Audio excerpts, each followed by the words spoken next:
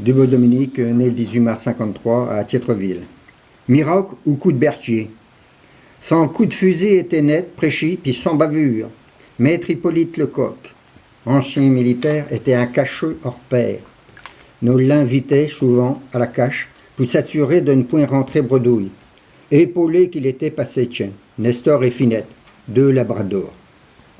La mi-septembre approchait, Firmin l'évêque invite Hippolyte à faire l'ouverture, le dimanche d'emprunt.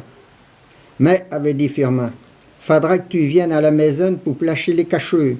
Tu connais le terrain, ça sera plus aisé.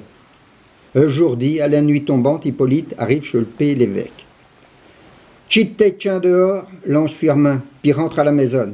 Nos deux gars devant un café, puis une goutte, prépare la cache. Un fait chaque cacheux invité à faire l'ouverture plachet, Hippolyte, le coup de pied au-dessus prend, lève le siège.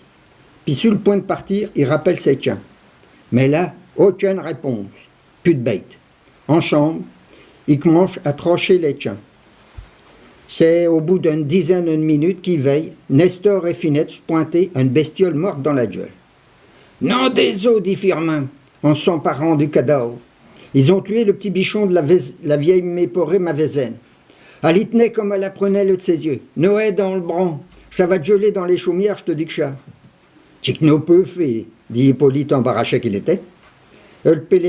L'évêque, réfléchissant, lance comme ça. Je crois que j'en ai une idée, espérant que ça va marcher.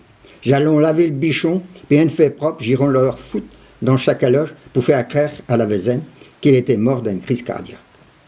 Nos deux cacheux nettoient tant bien que mal l'animal. Un fait la bête la veille, ils prennent soin de sécher le bichon au-dessus du poêle, en le pendant par les oreilles. Au bout d'une bonne heure et demie, la bête, à peu près présentable, est transportée en pleine nuit dans sa caloche. Neveu sonnait à l'horloge. Le lendemain, Firmin, par la croiseille, veille péter par la chante la Vézène, comme si qu'elle aurait le diable aux fesses. Elle toque à la porte.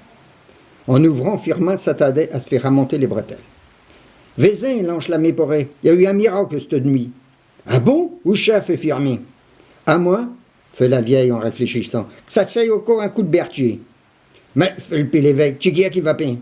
Vous savez, mon petit bichon, que j'y tenais comme si j'avais été menéfant.